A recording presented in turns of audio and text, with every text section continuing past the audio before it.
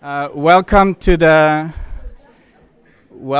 this evening main event or only event, and so this will be this is part, as you know, of the American Mathematical Society meeting of the Western section that's taking place on campus this weekend, and it's also part of the Bay Area Science Festival. And it's co-sponsored by the American Math Society, the Bay Area Science Festival, and the Mathematical Science Research Institute in Berkeley. And I'm just going to introduce the introducer. I'm Michel Lapidus, the AMS Associate Secretary in charge of this meeting. And our introducer tonight is David Eisenbud, who is a former president of the American Mathematical Society and current director of the MSRI, Mathematical Science Research Institute in Berkeley.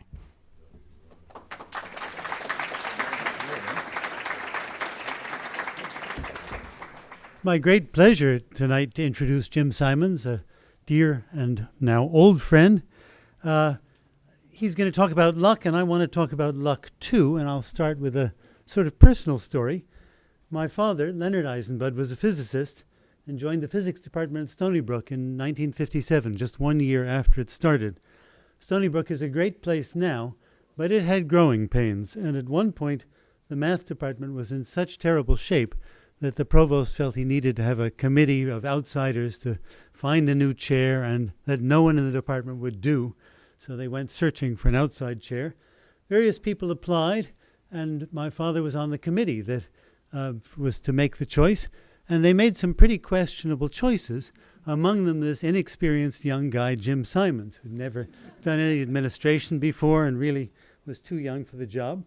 And they interviewed the candidates, and the provost, when he interviewed Jim, according to Jim, said, "You know, of all the people I've interviewed, you're the only one who actually seems to want the job." And indeed, nobody else took the job, and Jim did. Talk about luck for Stony Brook. I feel I've been touched by that luck too in getting to know Jim.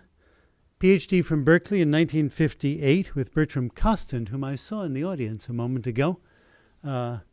Where's Bertram Costant?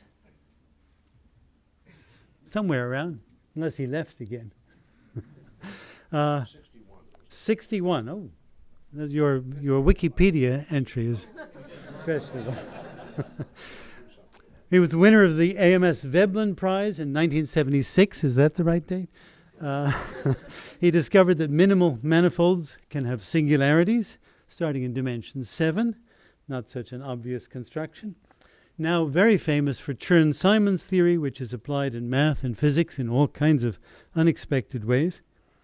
In 1982, a change of life, he founded Renaissance Technologies, and in some sense the amazing chapter, really even more amazing chapter, started then.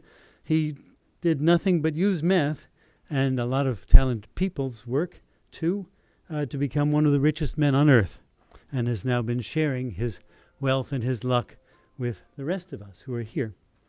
And now we'll all share the luck again in listening to Jim himself. Jim.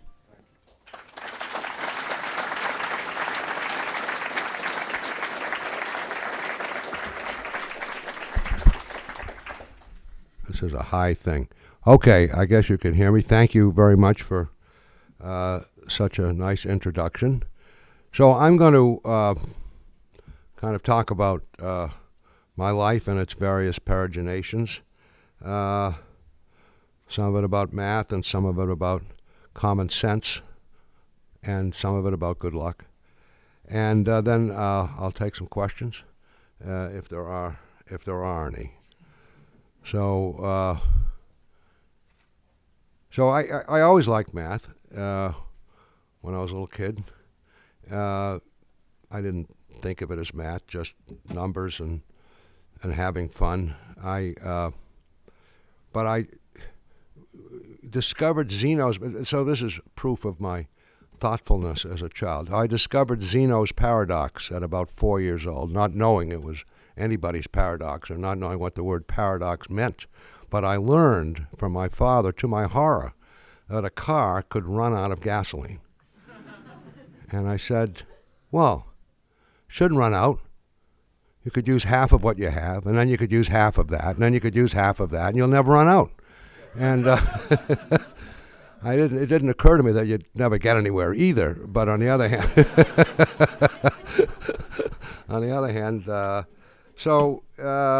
my family doctor, Dr. Kaplan, he knew I was a bright boy, and he said, well, you're a bright Jewish boy, you should be a doctor. That's a great field. And I wanted nothing less than to be a doctor. And I said, well, I don't really want to be a doctor. I want to do something like with engineering or math or something. I didn't know much. I was about 8 years old. And he said, well, you can't make any money doing that stuff. And I said, and that didn't seem to be very much of an impediment at 8 years old. I wasn't thinking about making a lot of money. I was just thinking that I did not want to be a doctor, which was a very good choice for me, and it turns out for anyone who would have had the unfortunateness to be my patient, because I would not have done a very good job. But I did like working, and my first job was as a stock boy in Breck's Garden Supply during the Christmas season. They hired kids, a few people, and I got this job. A stock boy works down in the basement in this particular place, bringing stuff up to the floor and putting stuff away. But I was not a good stock boy because I could never remember where anything went. There seemed to be no rhyme or reason, no order. It wasn't alphabetized or anything like that. You just had to know where things were. So the two people who ran it down there realized I was a failure as a stock boy, but I was there, so they said, okay, you can sweep the floor. And I loved that job. So then I had a big push broom and sawdust, and I could throw the sawdust on the floor and push the broom and walk up and down, keeping the floors clean and thinking, which I enjoyed doing very much. And it came to the end, and Christmas was past, and there was time for me to leave. So this couple sat me down and said goodbye and so on, and asked me what I was going to do. I was, I think, 14. And I said, I'm going to study mathematics. I think I want to go to MIT. Well, they laughed very, very hard. And I'm sure they were thinking, this kid who doesn't even know where the dried sheep manure is going to go to MIT and study mathematics. Well, I did. I never got back to them and said, see, I did that. But I did. And I went to MIT and did study mathematics and realized that one could be a mathematician. But I really had an epiphany when I learned Stokes Theorem. Now, I guess you're all mathematicians, so you probably know Stokes Theorem. You integrate one thing over a boundary, and you take its differential, and that's the same as integrating that over the interior of something. And that, it's a great generalization of the fundamental theorem of calculus, and it works in all dimensions. And I thought it was the most beautiful thing, that theorem. And it really made me appreciate mathematics. It made me want to go into this field of differential geometry, which I had sort of gradually learned existed. And what sealed the deal was a delicatessen called Jack and Marion's in Boston. It's not there anymore, I'm afraid, but it was quite a place, and it was open very late at night. And as an undergraduate, we used to go there and hang out and eat, maybe at 2 a.m, because young kids can eat at all hours, as some of you perhaps remember. But frequently, is Singer and Warren Ambrose. I guess everyone's heard of Singer. Ambrose was an older fellow. He must have been 50. He seemed ancient to me, although he was a great teacher. They would show up there and work. They'd go over to some booth and drink coffee and do mathematics. And I thought, my God, what a great life. Here are these grown-ups, and they're doing this stuff. They didn't dress in suits. They just had, regular outdoor clothes. And said, what a life this is. It's 2 a.m. over sandwiches talking about math. So it was clear that that was for me. I graduated MIT. I graduated early, but I stayed one more year at graduate school. But when I graduated, which was in 1958, see, that's where the 58 came from. Where was David? He confused those dates. 58. I did something that was actually an example of having no common sense at all, but it turned out that there was some good luck involved. In those days, motor scooters had just been becoming popular, Vespas, and they were Italian. It was either a Vespa or a Lambretta. Those were the two choices you had. And we decided, I and a friend from Colombia, South America, an MIT friend, who was not a mathematician, we decided to ride our motor scooters, get motor scooters. We didn't have them. We didn't even know how to ride motor scooters, but we felt it couldn't be that difficult. We're going to ride them from Boston to Buenos Aires. Yeah, well, Boston, they both began with B, Boston to Buenos Aires. And we got the motor scooters, and a third guy joined the gang.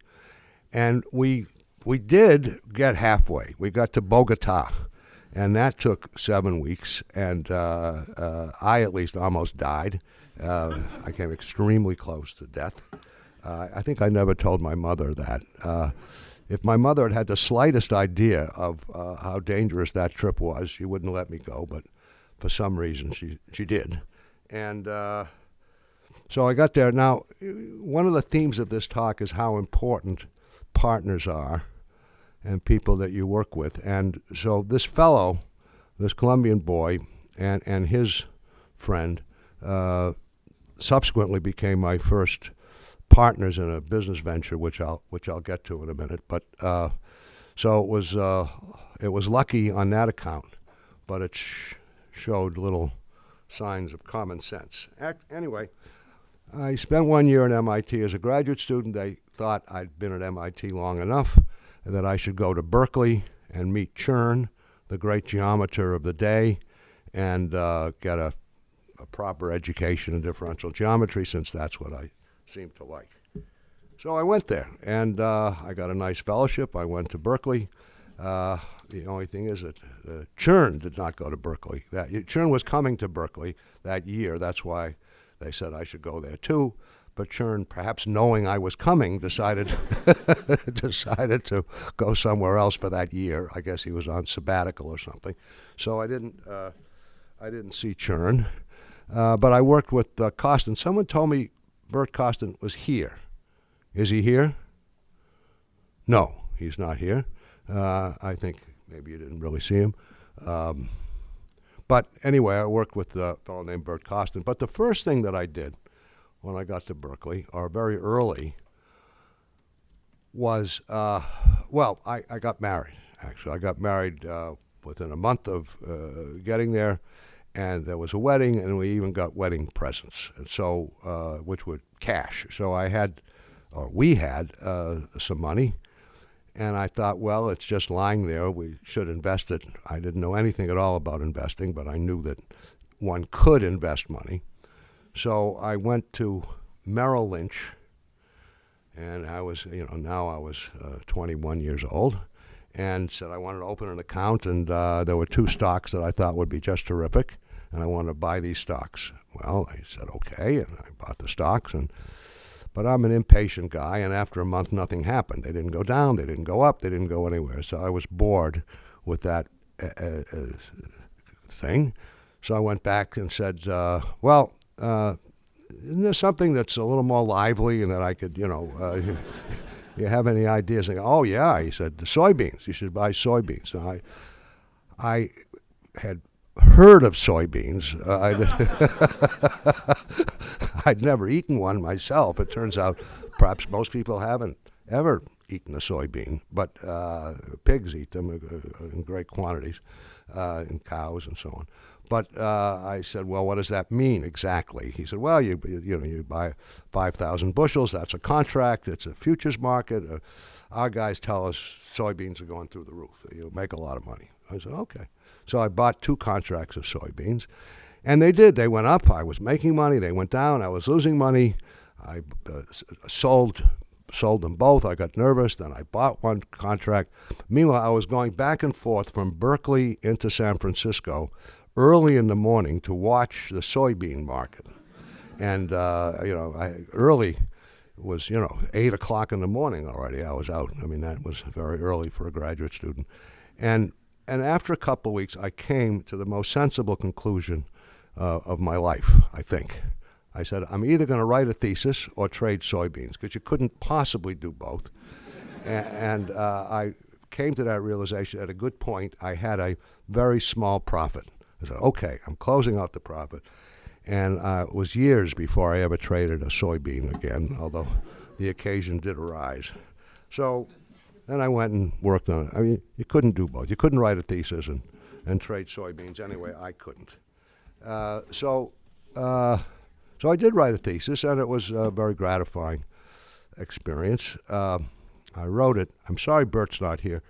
But so I got some results, which I showed to my professor, and he said, oh, those are very interesting. That's nice. It suggests that a question that's open about holonomy groups. Anyone know what a holonomy group is? Probably a lot of you know it. Anyway, okay. Yes? Okay, some of you know. Anyway, it's a group that's associated to a connection on a manifold. Let's say on the tangent bundle, you can parallel translate all around and come back to where you started, and you move the tangent space. And it had just been shown all the possible, and that's a Lie group. It's a linear group of linear transformations. And it had recently been shown that there was a list of all the possible candidates for holonomy groups on an irreducible manifold, one you couldn't write as a product of 2 other Riemannian manifolds. And that list happened to include only groups that were transitive on the unit sphere. So every one of those groups, you would take any point on the sphere in the tangent space and bring it to any other point. So it was transitive. So that was kind of a question. Well, why are they all transitive on the sphere? And I said, I want to try that problem. And he said, don't do that. He said, that's a very hard problem. So Borel tried it. He couldn't figure it out. So that was just like throwing gasoline on the fire. I said, well, I'm going to do that problem. And by perhaps a miracle, I did. So that was a good thesis. I was very pleased.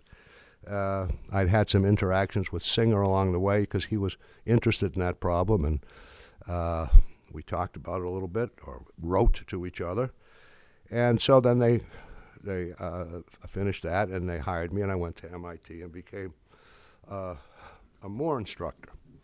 But, okay, so now I was an instructor at MIT, but I still had this sort of, urge to do something different. And when I had been in Colombia on my motor scooter trip, and we got to Bogota, and I saw Colombia and my friends, it was a very exciting country. You could do anything there, it seemed. There were all kinds of things that could be manufactured and one thing or another. And I had this friend down there who was very smart, in fact, 2 friends, and I said, you guys ought to start a business. And they said, well, I don't know. I said, I'm going to come down to Colombia, and I won't leave until we find a business.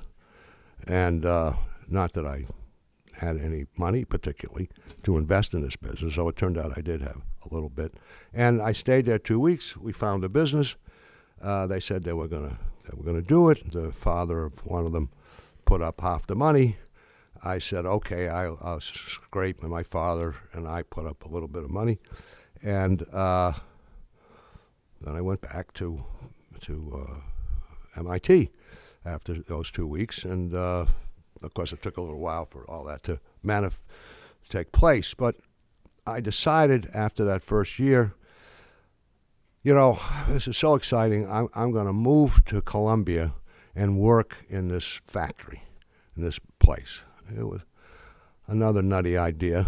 And so I took a job in the interim because the place wasn't ready. In fact, wouldn't have been ready for another 2 years or a year and a half in an engineering place while some engineering company. So I quit the Moore instructorship, and my job was to, computers were just coming in. My job was to calculate Bessel functions on a computer. Now, I didn't know what a Bessel function was at that time, although I certainly learned what it was. And they made antennas, and they needed, anyway, it was the most tedious, horrible thing one could do, was just calculate Bessel functions all day long. So I began to really miss academia. I was friends with Bott and with Singer and these guys, and so I said to Singer, I think I made a mistake. And he said, oh, well, we'll put you on Bott's contract. Bott was a great mathematician at Harvard. In those days, you had an NSF contract. They were very loose. You could just hire someone on the contract. So I went on Bott's contract, and then I went back and said, okay, I'll let those boys run the factory, and I'll just be a minority investor, and I'll work on mathematics, which I did. And I was working on, as David mentioned, minimal varieties. And minimal varieties are manifolds that have minimal area or volume, depending on the dimension, with respect to their boundary. So a soap bubble is a minimal variety in 2 dimensions, typically. Not a soap bubble, but if you take a wire frame and dip it in soap, you'll get a film. That's going to minimize area. And so I was just studying that subject kind of from first principles. Almost all the work had been analysis, but I was trying to understand the geometry of these things, and was working slowly and going along. And they hired me at Harvard to be assistant professor. So I was at Harvard for a full 2 years, once on Bott's contract and once as assistant professor. But I actually didn't like Harvard. I don't know, there was something. Any Harvard men or women here today? Probably. Yes, there are some. Well, maybe with you there, I'd have liked it better. But and I don't even know you. But I don't know. It was a stodgy place, and also they started the factory, so I felt I needed a change. So I went. There's a place in Princeton that's still going strong, called the Institute for Defense Analyses, or it's a branch of the Institute for Defense Analyses. And there they would hire mathematicians, and it was super secret. It was a very highly classified place. They worked on secret codes and ciphers. In fact, in those days, you weren't even allowed to say what they worked on. So it was just stuff. But now it's permissible to say that's what they worked on. And it was. I didn't know anything about codes and ciphers, but I knew they paid a lot, and you could spend half your time doing mathematics, and as much as half, and the other half you had to work on their stuff. And that sounded pretty good. So we moved to Princeton, and well, I loved that job. I loved everything about it. I learned about computers. I learned first that I would never know how to program a computer with any skill whatsoever. But there were, fortunately, people who could. I learned I liked to make algorithms and think about testing things out on a computer. Maybe you can crack this code with this algorithm. Most of the time it didn't work. Sometimes it did. It was kind of exciting. And I liked the people. And I was still working away at minimal varieties. And after maybe 2 years there, maybe into my 3rd year, I solved this sort of famous problem in the subject of minimal varieties, which, and as David said, I showed that you could fill in smoothly. This is in codimension 1 in Euclidean space. So in Euclidean space, you have a boundary of 1 dimension lower, and you want 2 dimensions lower, like a curve in 3 space, whatever, and you want to fill in. And I proved that you could do that smoothly without any singularities through ambient dimension 7. So up to 6-dimensional surfaces and 7-dimensional space with a 5-dimensional boundary, I guess. It would work. You could do it, a uniform proof. But in 1 dimension more, my proof broke down, and I suggested a counterexample, which turned out to, and I couldn't prove it was I couldn't prove it was a counterexample. It was locally stable, but it might not have been globally stable. Now, so it's a beautiful thing. You take the three-sphere and you cross it with itself, so now you get a six-dimensional thing sitting in the seven-dimensional sphere in 8 space. Anyway, that's the boundary, six-dimensional boundary. The cone on that, which obviously, since it's a cone, clearly has a vertex and a singularity, but that does minimize volume, seven-dimensional volume, and then so that was a good result, and published this paper, which was everything I knew about minimal varieties was packed into this paper. But it was a good paper, and so that was very nice. And David said I won the Dublin Prize, and that's, I guess, what I won it for some few years later. And I was also doing good work for them. It was great, but it was the Vietnam War time. You remember, you all know about the Vietnam War, and some of you probably lived through it. And so now we didn't do any work that had anything to do with the Vietnam War as far as I knew, although, in fact, God knows what they did with what we did, because I never read any of the secret messages because we didn't have access to that stuff. We just tried to crack the codes. But I didn't like the war. Now, so the boss of my boss was in Washington, D.C. He was a general named Maxwell Taylor. Some of you probably remember old Maxwell Taylor. And he had been a general. Now he'd been kicked upstairs. He ran the Institute for Defense Analyses. And he wrote an article for the New York Times. It was a cover story in the magazine section, the Sunday paper, how we're doing so great in Vietnam. We're going to win the war. It's very important. Let's just hold still. It's a terrific enterprise. Well, I mean, I didn't think so. And I'm sure there were others who didn't think so. But I wrote a letter to the Times saying not everyone who works for General Taylor shares his views. In fact, I think the whole thing is stupid. And I mean, the words were classier than that, but but that was the effect of the letter.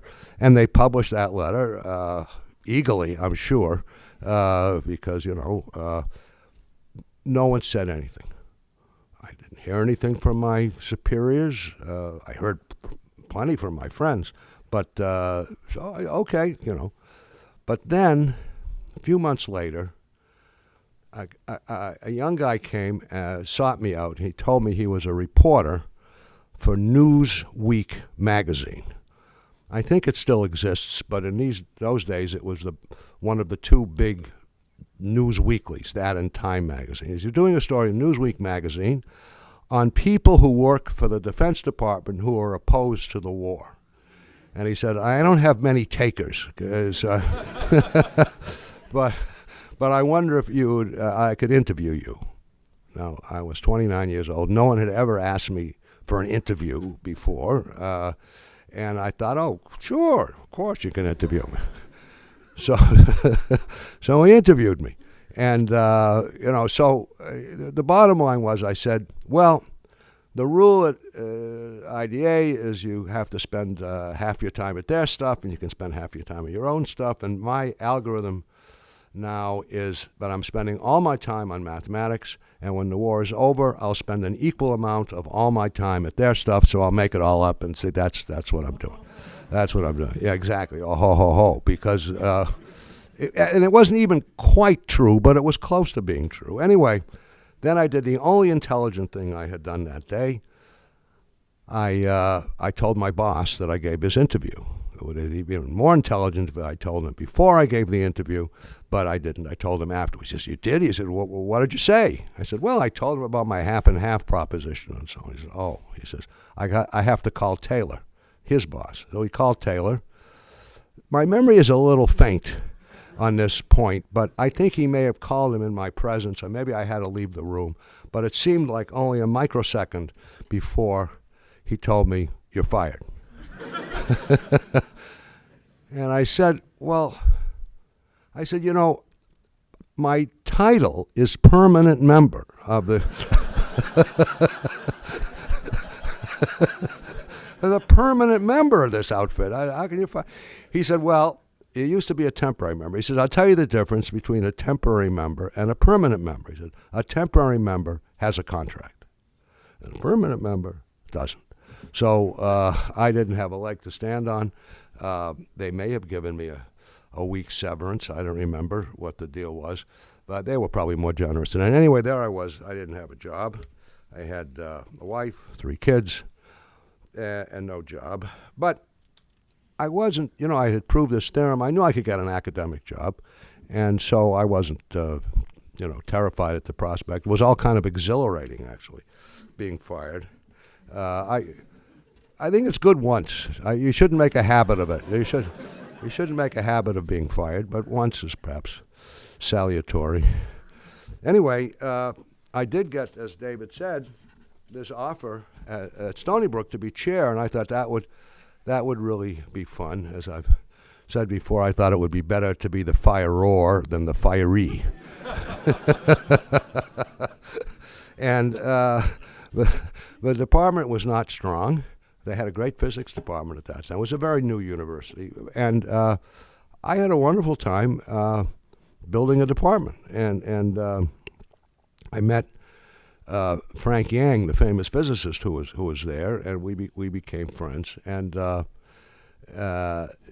we had an interesting interaction. So he would, after a few months, he invited me up to his office. He was going to tell me what he was doing. I didn't know any physics, but he was, Nobel Prize winning great man, and I figured I'd go up and get a lecture. And so I sat down, and he told me what he was doing. He covered the board with equations. I didn't understand a goddamn thing. I didn't understand anything. I didn't know any physics, but, I looked, tried to look as intelligent as possible. I thanked him very much at the end, and I went back downstairs. And we repeated the same thing in year 2, and then again in year 3. But something happened in the middle of the lecture of year 3. He'd kind of shown me these same equations. They were getting familiar. And then I realized, I said, stop right there. He said, why should I stop? He said, because you're trying to invent mathematics that was done 30 or 40 years ago. He said, what? What he was doing was, in gauge theory, you use bundles and they have connections. But I think he didn't know, but you could also have, there was such a thing as parallel transport and a holonomy group and all that stuff. And he was tortuously trying to create parallel translation in a bundle with a connection. And I said, the mathematicians have done that. And he said, why would they have ever done that? Why would they study that kind of stuff? And I said, well, it was beautiful and natural, and it just came out anyway. How could I answer that question except to say it just came out of mathematics? So that was a great moment because he said, okay, so we had he organized a seminar of the members of this Institute for Theoretical Physics, and it was kind of a translation seminar. I said, we say this, you say that kind of thing. And he even wrote a glossary. He even wrote some kind of book with all these things. But it was the smartest group of students I ever had. It was his whole faculty, so it was, I had but it was great. And they gave me at the end a very thick dictionary because I'm a terrible speller. They gave me one of these things that weighs 100 pounds, and as a gift for that. So in the meantime, I was doing geometry myself, and I started working with Chern, the guy. We had become he came in the second year, and when I was at Berkeley, having missed the first year, but we became friends. We didn't do any science together, but we became friends. And I had, while at Stony Brook, come up with some geometry in 3 dimensions that looked quite interesting. I showed it to him, and he said, "Oh, well, we can do this in all dimensions. This is very exciting," and so on. So we worked together and developed and wrote a paper, and that was the roots of these Chern-Simons invariants, which have seemed to be used in a lot of places, which is, an example. I mean, here we did this math, and we didn't think, it's going to apply to this, that, or the other thing. We thought maybe it'll apply, maybe other mathematics we built on it, as I suppose it was. But the idea that it would find its way into physics 10 years later and become quite ubiquitous. I mean, it's in condensed matter physics, it's in high energy physics, it's in cosmology, Chern-Simons term. And I don't know what they're doing with it. I don't have the faintest idea. But mathematics is that way, and basic science is that way. You do a piece of basic science, and you don't know where it's going to go. But if it's pretty good science, it can lead to surprising places. I mean, when Maxwell developed the Maxwell equations, did television occur to him as a as a consequence? I don't think so. He just wanted to know how the hell how does this work, and obviously he figured it out. So I was doing mathematics with Chern, and then with a guy named Jeff Cheeger. Grew out of that with something called differential characters, which now is kind of the root of a subject called differential cohomology, if you've ever heard of that. And we worked on that, and it led to questions that neither of us could figure out about rational numbers or certain volumes. Were they rational or irrational? We really wanted to figure it out, and we couldn't. Spent a couple of years struggling with those questions. I won't tell you where they came from. But in the meantime, my investment in Columbia paid off. So part of the company was sold. I had a few bucks. My father had more, but we had some money. And my Colombian friends, God knows why, said, okay, we have this money. We want you to invest it for us. Now, where they got the idea that I would be any better at investing for them than that broker at Merrill Lynch years ago, I don't know. But I said, fine, I'll do that. And I had a friend who had been a mathematician and was now a commodity trader. And he seemed to be doing pretty well. So I said, Charlie, we have this money. Would you manage it for us? And he said, yeah, of course. I'll be happy to, he said. Why not? It was more than he'd ever seen. So he thought it was good. And so I made a deal with Charlie. He was going to get 25% of the profits, no fixed fee, but 25% of the profits. And I said, but if we lose much money, and I said, if we lose 25%, you have to stop. We don't want to lose all the money. So that's a stop loss, okay? But as I was walking out of his apartment, something occurred to me. And I said, also, if you make too much, we're going to have to stop. And he said, well, how much is too much? It's a reasonable question. I said, 10 times what we invested after your rapacious fee. Well, how could he say no? I mean, 10 times as much. So he said, fine. So that was the other stopping rule. We stopped on that basis after 10 months. He had multiplied the money by a factor, I guess, of 13, and when you take off 20. Anyway, we actually made 10 times our money. It was incredible. It was just completely lucky. I won't. I know it was completely lucky.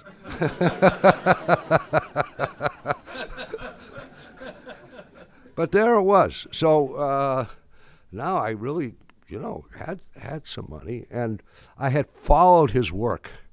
I'd followed his work carefully. In fact, I had to, because he never quite knew where he was. So I said, okay, I'll keep the books. Every week I'll tell you where you stand. He said, okay, that's great. It'll take my mind off that. So I did that. And so I learned a little bit about that, and it was the soybeans in my youth. And I thought, okay, mathematics is driving me crazy.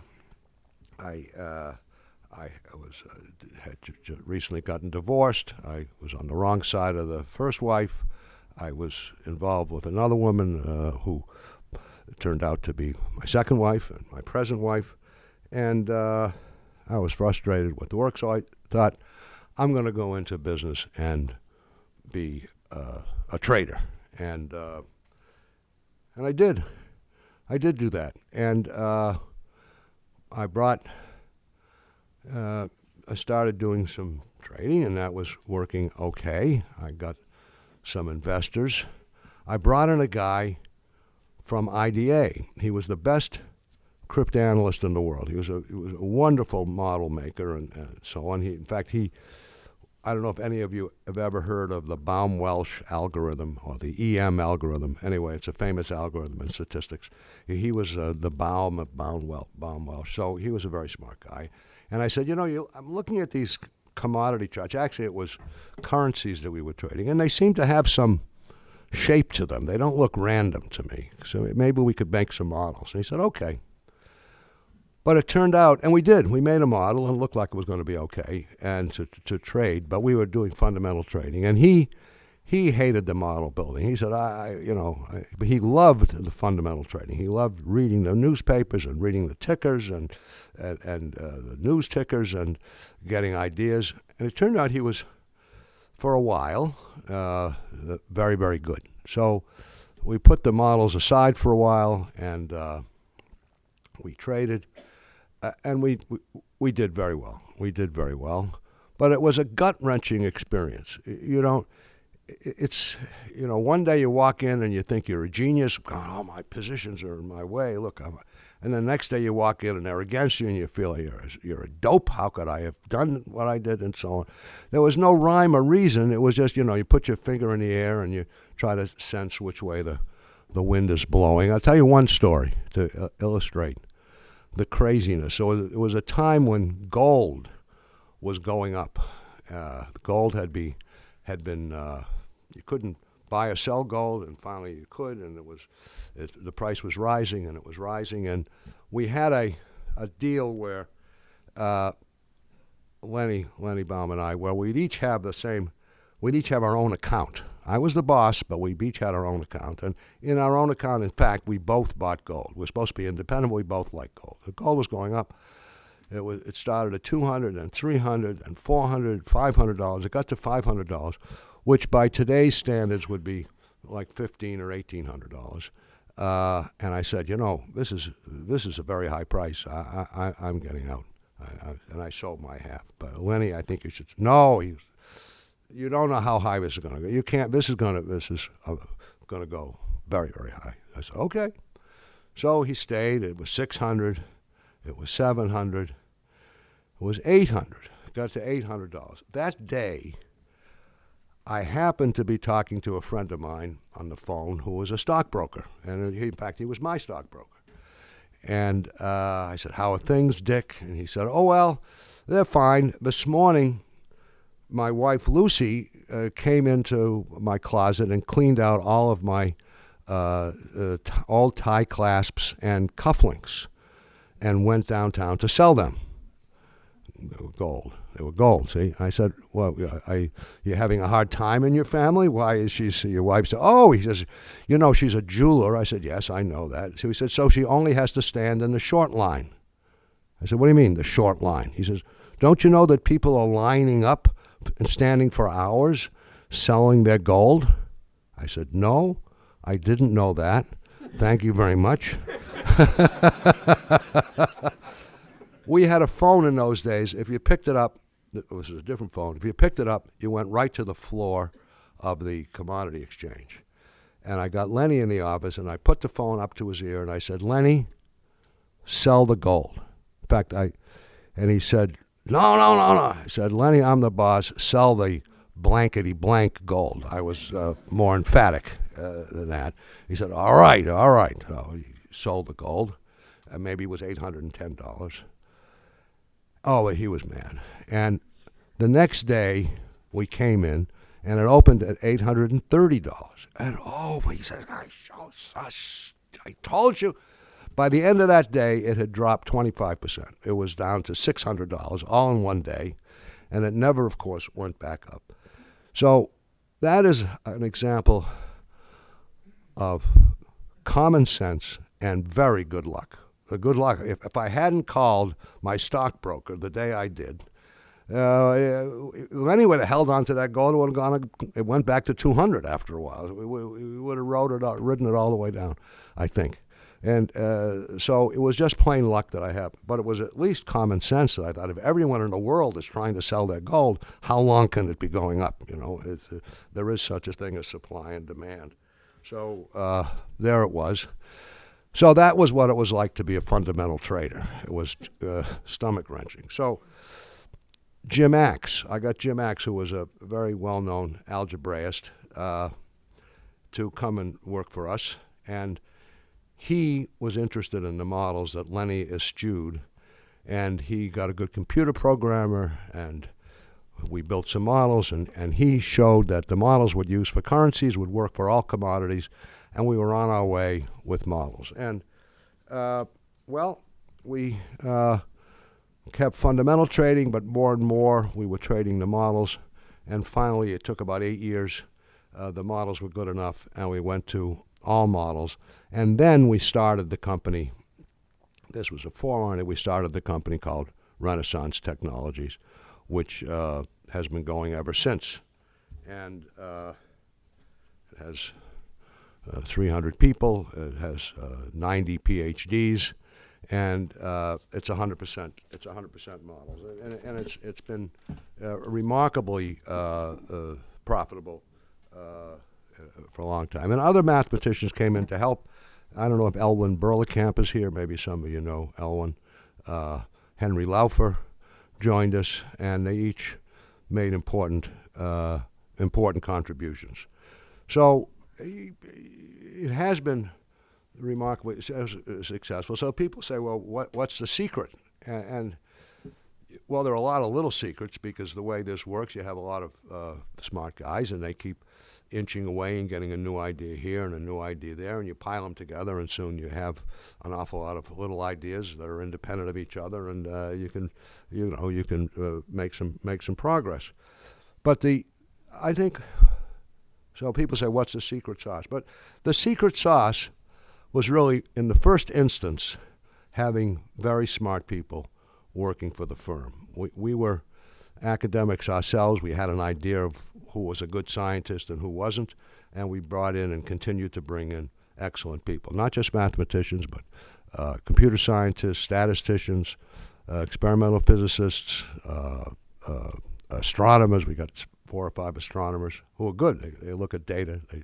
They can't do experiments. You can't make this star bump into that star. You just have to have to take it as it is, and that's and make models. So great scientists.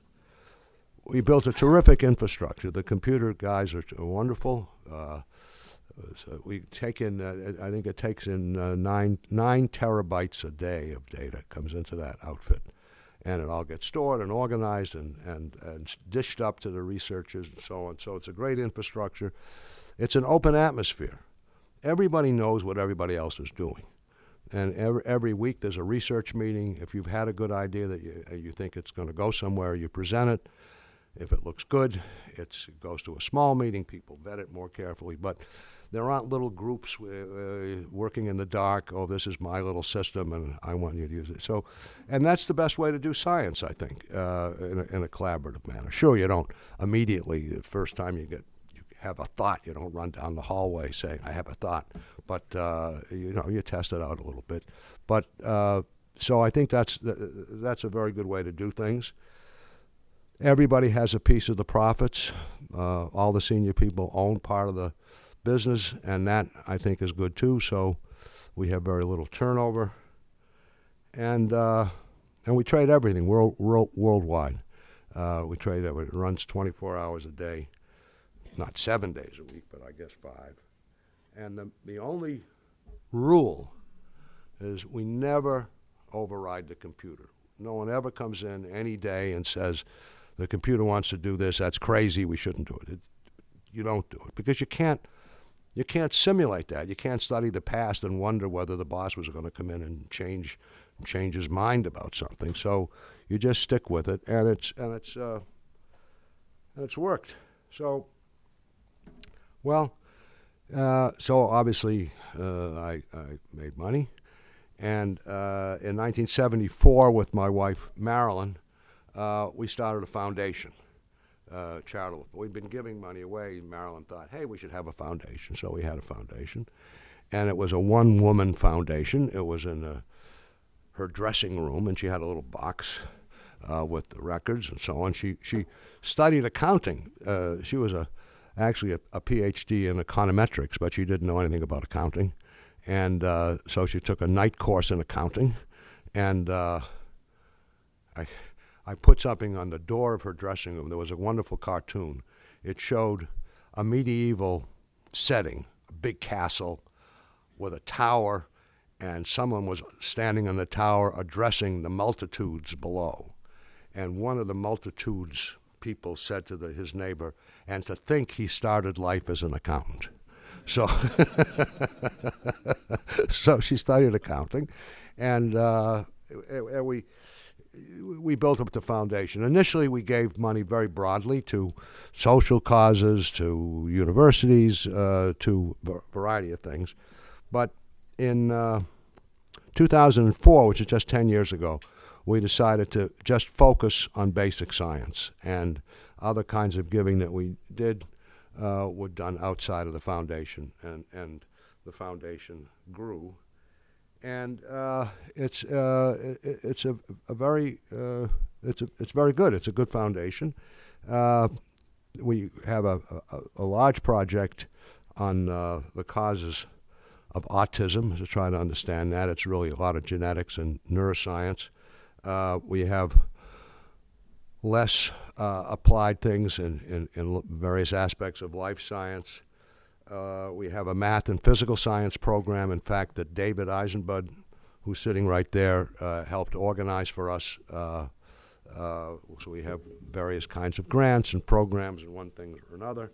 And we also started in the last few years goal-driven collaborative projects. So that's as it's stated, it's a collaborative project consisting of maybe 10, 20, 30, 40, sometimes 50 scientists, typically in different places, but all working towards a common end.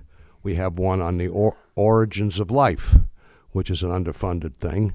You can't imagine the NSF's going to, certainly not the NIH, is not going to give you any money for the origins of life.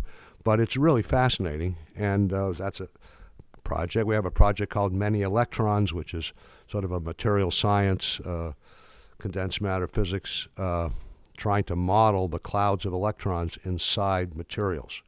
It's a many body problem, really, but you have, not only is it many bodies which are electrons that would normally repel each other, but you also have, they're entangled. If you guys know what entanglement means, it's a strange phenomenon in quantum mechanics. So modeling these big clouds of electrons is extremely difficult to do, even though the first principles are well known, but so what?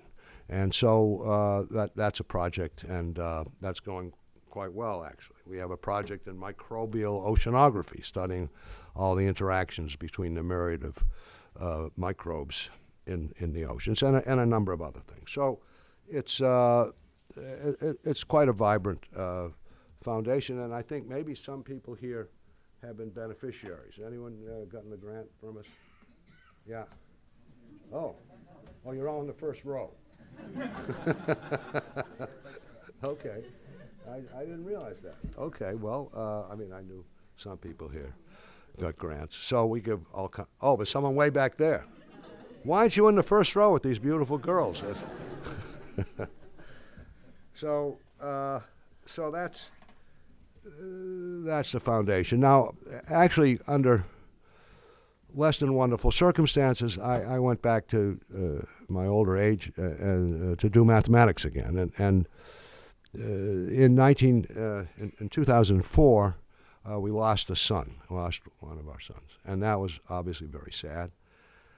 And kind of as a refuge, I just started thinking about math. And, you know, doing mathematics, you can retreat into your head, and you're just thinking about a problem, and it can blot out other stuff. And I thought about a problem in what's now called differential cosmology that I had thought about before, and I got serious about it. And it turned out I later discovered there was a group of Germans. Any Germans in the audience? Well, anyway. Okay, there are some Germans in the audience who were working on the same problem. I didn't know that at the time. But I got an idea of how to solve it. But it needed some topology, which was beyond me.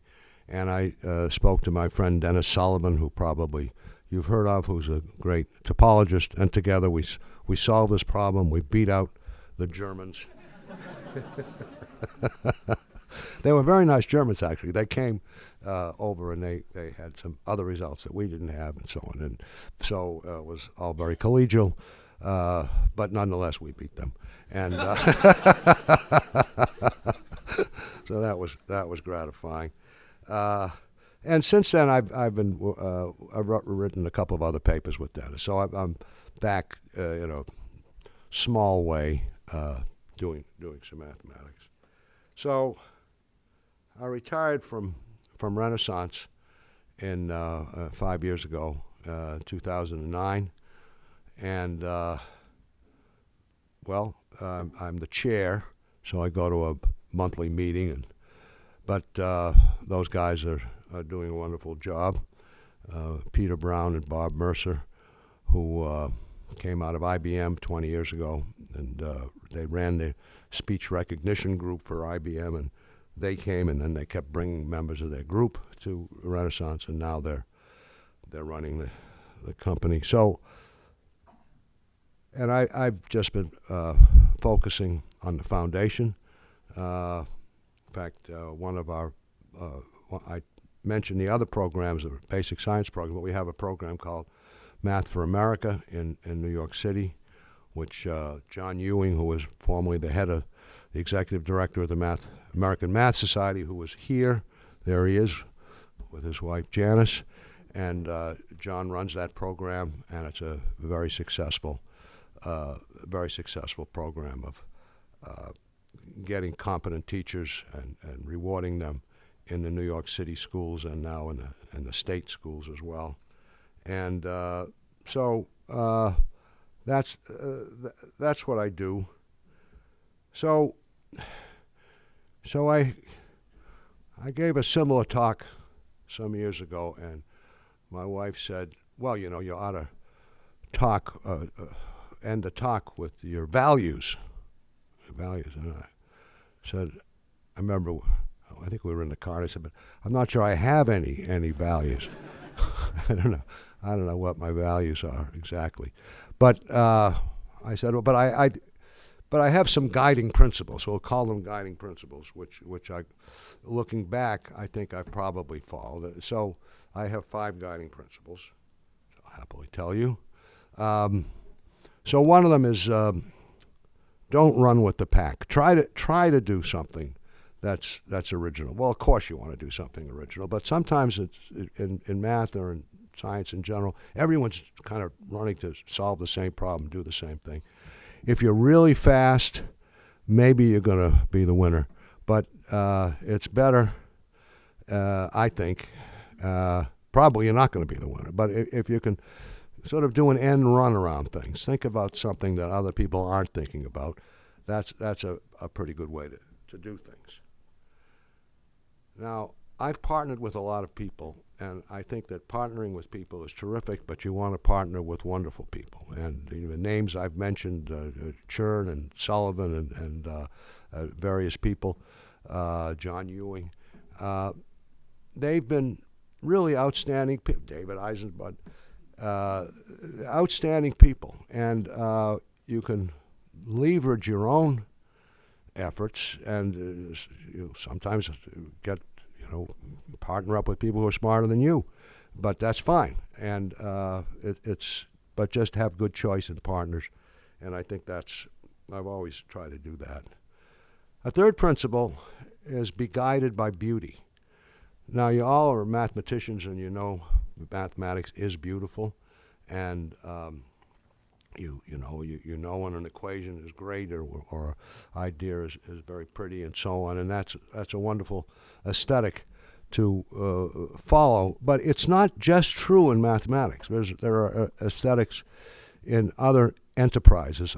A well-run business is kind of a beautiful thing. If everything is just working just right and the pieces are meshing and it's a good organization, that's kind of beautiful. And it's so beauty can be a good guide.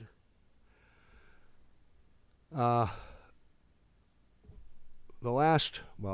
penultimate principle is don't give up. I mean, now, sometimes discretion is the better part of valor, and you can just say the hell with it, but and go on to something else, and that's a decision that we've all made at one time or another. But persistence has a lot of value, and something that's really worthwhile can take a lot of time to come to fruition, and you ought to have patience if you believe in something to stick with it. And my final principle is hope for good luck. And that's it. So thank you very much.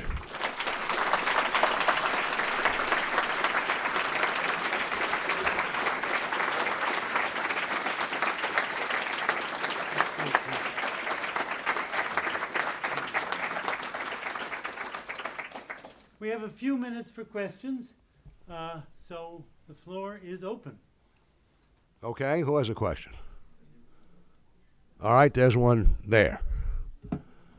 And speak loudly. So a lot of your stories were of the form, you did something kind of exciting that maybe didn't sound like the best idea at first, but you went ahead with it anyway and it turned out okay.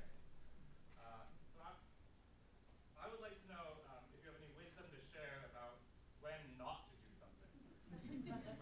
when do you hold back? Well, I've not done a lot of things.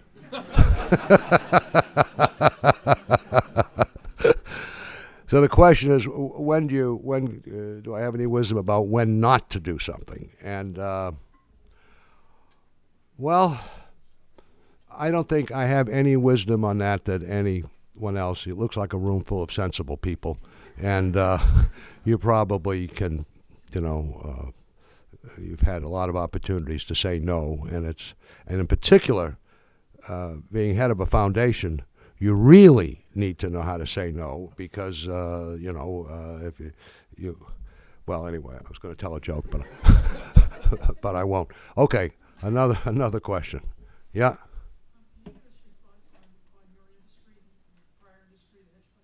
I can't hear you. Can you give us your thoughts on the hedge fund industry today, and what you think is working right, what you think is not?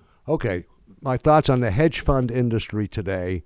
Do I think it's working right, or I think it's or what's right or what's wrong? Well, there are a lot of hedge funds today. When I started this, there were a lot fewer. A hedge fund, for those of you who don't know what they are, is a fund that people invest in. The managers charge a percentage of the profits, typically, let's say 20%, and a fixed fee, maybe 1 or 2%, and they manage the money, and you hopefully benefit from it. Hedge funds have ebbed and flowed. I don't know what the word is. They've waxed and waned. They've got better and they've got worse. They go through periods where they seem to be doing all very well. The last 2 years, hedge funds have not done very well, but the markets have. One of the things that's good about some hedge funds buy and sell things, and they go long and they go short. You need a certain amount of volatility to make that work. If nothing's really moving, then it's hard to make money. There's a lot of competition in hedge funds. There's an awful lot of them today.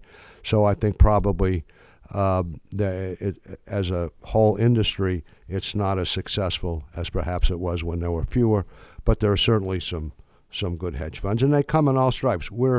Our fund, as I've told you, was 100% systematic, and there aren't very many of those, but there are some, and a few of them are good. But there are many that have other policies and do fundamental trading, and it's a range of approaches. So that's all I can say about hedge funds, I think. Okay.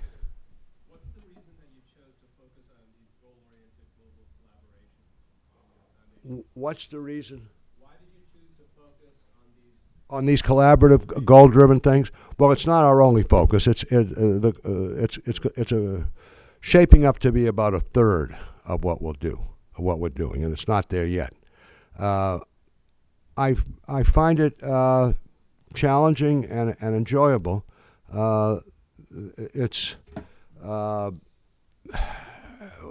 autism project, which is certainly goal-driven and is collaborative, has shown me, yeah, this is a pretty good way to make progress, and I like working with people, and I like seeing people working together. So you have to be careful. You understand that the goal may be far off, but if they're making progress, like this Origins of Life, I mean, I don't think in my lifetime I'm going to know the answer, which is really what's a completely plausible path, let's say, to RNA or something like that. From first principles, how do we get to that? On the other hand, I see them making some really nice progress, and how this chemical came to in existence or that. And they're also looking at exoplanets and seeing, and they can look at atmospheres of exoplanets and see what planets might have atmospheres that would be conducive to life. So a lot of science will get done. And gradually, we'll eventually maybe we'll find the answer. So I like that approach. It's not the only approach. Most of the money we give out in mathematics is to individual researchers and so on, and all those people who held up their hands are individuals. But I like that. Yes.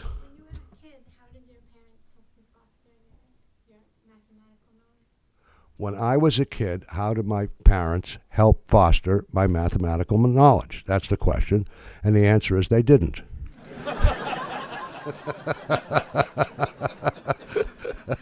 I mean, they thought I was a good kid, and they were glad I liked school, but I don't think they said, this boy is going to be a mathematician or anything like that. So I wasn't pushed in any direction whatsoever, except to do my homework. I was not a good homework doer. In fact, I hated doing my homework. Yes? In your professional life, when you look back, would you change anything, like going earlier into business or doing more mathematics? Okay, so would I change anything as I look back in my professional life? Well, not really. I don't think I made any huge mistakes in my professional life. One doesn't know what a different path might have led to, but there's nothing that glares and said, "Oh my God, I wish I hadn't done that." I mean, there's certainly things in my life that I can say, "I wish I hadn't said that," or one thing or another, or gone out with that particular girl. But in general, no. When I look back, I think it was an okay path. There's no big change that I would want to make. Wait a minute. Okay, you next, but speak up.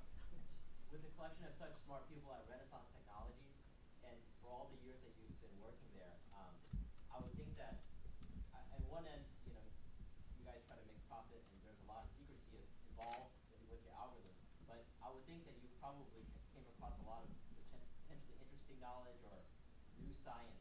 Do you ever feel a need or a desire to share whatever interesting?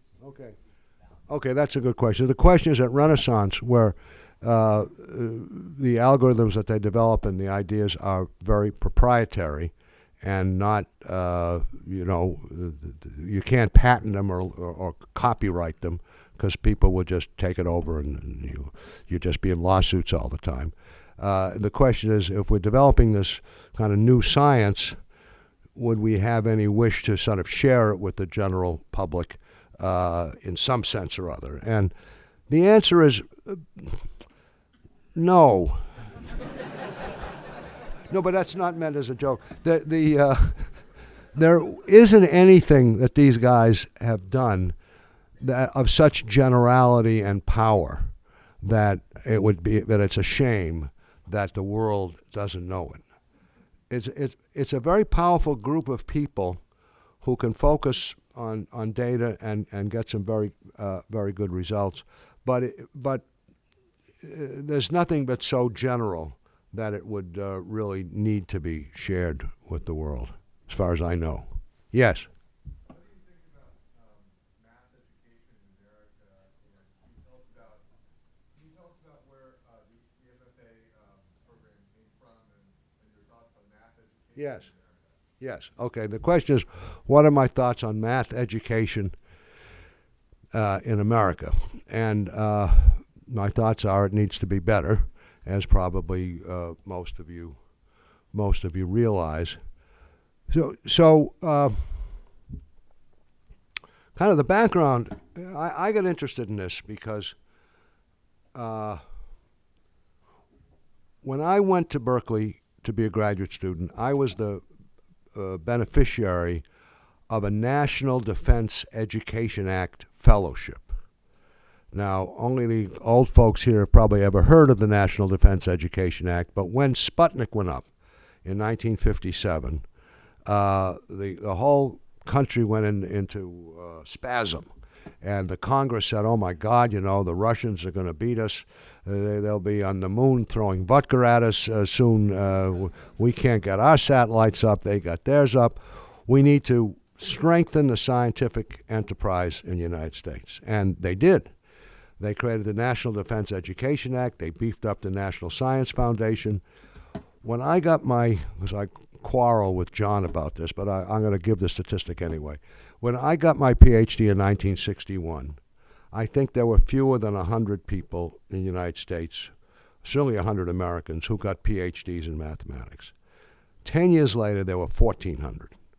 Now, 100 was too few. 1,400, we didn't know what to do with them because there weren't enough academic jobs. But and in other professions, other scientific areas, this was similar. There was a lot of growth, and we saw a national problem, Cold War, and we were going to solve it through building up our science, and we did. We did a marvelous job of building up science. Salaries went up in universities for those kind of folks, and a lot of people came in to science, young people, and it was a great success. So about 15 years ago, I looked around, maybe more than 15 years, but and I realized that the teaching math, I was only focusing on math, in our schools was really not very good. And I realized, like we all do, that the economy is becoming far more quantitative than it used to be 40 or 50 years ago, and more of things are based on quantitative methods, and we're not really keeping up. Our teachers, by and large, don't know, in particular in math, I think, the subject very well. Because if you know enough math to be a good high school teacher, and that means you know college math and something, so that you're not just one step ahead of the kids. If you know that much math, and you have the least mental agility, which you'll see in a second, I don't have, you know how to program a computer, you can go to work for Google, you can go to work for Microsoft, you can go to work for Apple. I have an Apple fellow right here in front of me. And you're going to get paid twice as much, and so on. So what's to keep someone who actually knows the field in the profession? Well, you might really like teaching, and that's great. But the pull out, so something needed to be done to make the job of teaching math, and in fact math and science, more attractive, so that we would educate our kids better and be able to compete in the world. And so I said, okay, I have a program, I know what to do. A friend of mine, or a guy who became my friend, Senator Schumer, had just been elected. And part of the reason he was elected is because I gave him $250 or whatever it was. Anyway, I was a supporter of Senator Schumer. I probably was a little more. But it wasn't some huge amount, but I had a party for him and became a friend. And as soon as he got elected, I went right to Washington. I said, here's an idea. You got to do this. And I said, create this program reward people who give teachers a test. If they pass the test, you give them money, and they'll be rewarded, and they'll stay in the schools, and people will be drawn into the field because they're going to get an extra stipend from the government, like the National Defense Education Act. He said, that's a great idea. I'll get right on it. And as I left his office, another group went in about, something about dams on the beaches of Long Island, and I heard him say, so that's a great idea. I'll get right on it. I'm exaggerating slightly, but only slightly. So he didn't get right on it.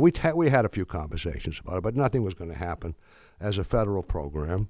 And so a few years went by, and then actually MSRI was kind of in the picture because we had a poker tournament to benefit at MSRI. David hooked me up with a few people in New York who were also in the financial business. I don't know where you found those guys. And we sat together. How can we benefit MSRI? And one of the guys was a poker player, and they were talking, and I said, hey, I like poker. I said, why don't we have a charity poker tournament? And we did. And it worked extremely well, and MSRI got the benefit. But I thought, well, if we're going to do this every year in New York, it better be something that really relates more to New York, because I'm not going to get these guys coming out every year to give money to MSRI, which is in California, and for math research. I don't know how we talked them into it the first time, but so then I thought, okay, maybe this is the time to start this program here in the city and just do it ourselves. And so we did, and we had the tournament every year, and that raised some money, and of course I provided a great deal of it on top of that, and so that the program was started privately.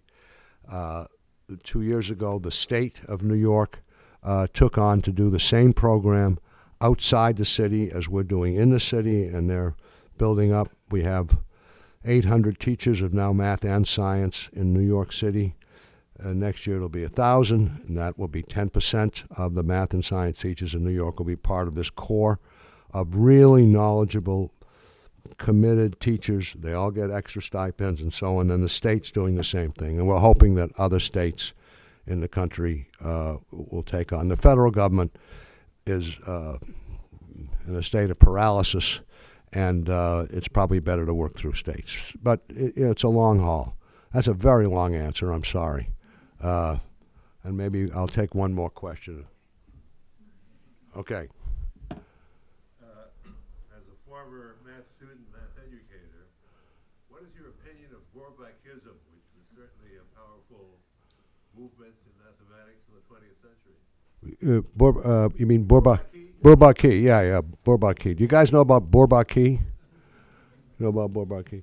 Well, it was sort of the French, of course, did this. Any French people in the audience? No.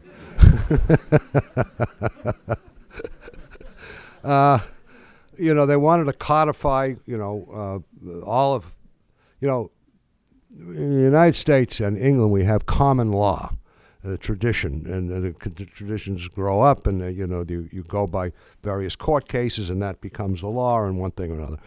In France, and it's not like that at all. Everything is codified. The whole, Napoleon wrote this code, and the French like to codify everything, and so Bourbaki wanted to get right down to it and codify mathematics in some way or other. And I think some of it was pretty good. I'm not an expert on it. What do you think about Bourbaki? Well, you mentioned the National Science Foundation. It was created in 1958, by the way, by Congress. Oh, that's when it was. They created it. I see. It was actually created at that time. Well, okay. At that time, they did many good things, but you also had the School Mathematics Study Group. You figure that was a group of 40 individuals. 20 of them were math professors from leading universities. The other 20 were headmasters from leading prep schools. And they appear to have been heavily influenced by Bourbaki. In fact, they wrote a booklet which contained the following statement, which I saw 50 years ago. They said, in the 1990s, every math student in elementary school will be exposed to topology. Well, will he catch it? Will they catch it or just be exposed to it? The